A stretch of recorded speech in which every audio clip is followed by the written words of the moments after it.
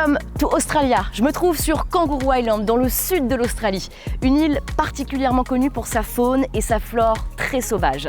Une nature qui a souffert des feux de forêt jusque janvier dernier. Et pour mieux comprendre ce phénomène, qui est en fait bien plus complexe qu'il n'en paraît, je vous propose d'aller rencontrer des habitantes qui dédient leur vie à la protection de cet écosystème très fragile.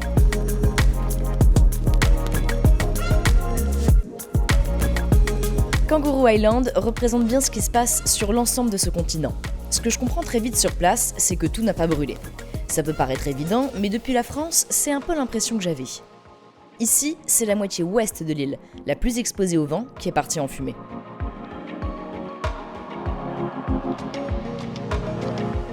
Jackie White est une ancienne avocate qui a tout quitté pour vivre au plus proche de la nature il y a plus de 15 ans.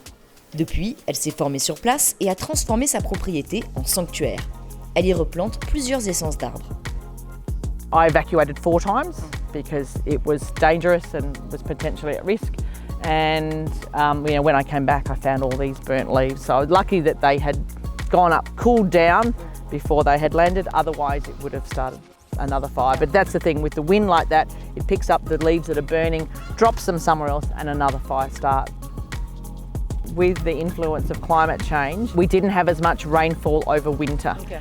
And if you've got dry grass and lightning strikes, so majority of our fires on the island start naturally through lightning and in the parks, and if it starts and everything's dry, everything will just burn quicker and faster. And all about extremes, extreme heat, extreme cold, extreme winds. Les feux, aussi violents qu'ils aient été cette année, n'ont pas vraiment décimé les populations de kangourous ou de koalas. À vrai dire, il y en a trop. Par exemple, il y a plus de 50 000 koalas sur cette île 2 fois plus petite que la Corse. C'est ce que Jackie nous explique, tout en nous faisant découvrir ces plantations dont elle est très fière.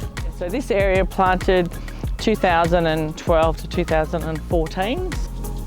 Le feu, c'est quelque part la régulation ancestrale de ce pays qui permet à la nature de se régénérer. Mais le problème de cet épisode sans précédent, c'est que pour les populations d'animaux restantes, il n'y a plus assez de végétation pour se nourrir.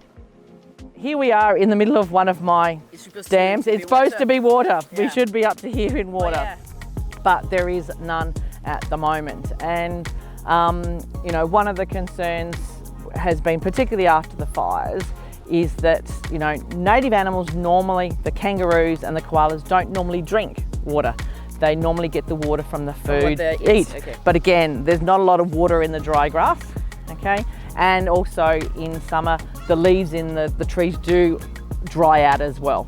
And so you need to be able to have supplementary water for them. So they need to be able to get access to water. So I started the Re-Veg project 10 years ago, but I've only just done the water this year after the fires when I, realised that it really needed to happen. And that they would have to be travelling further and further. Dans sa démarche, Jackie se fait aider depuis plusieurs années par des chercheurs et des bénévoles. En 10 ans, c'est près de 10 000 arbres et arbustes qui ont été plantés. Un vrai refuge pour les animaux et une solution à long terme face à l'augmentation des températures, principale cause de l'intensification des incendies.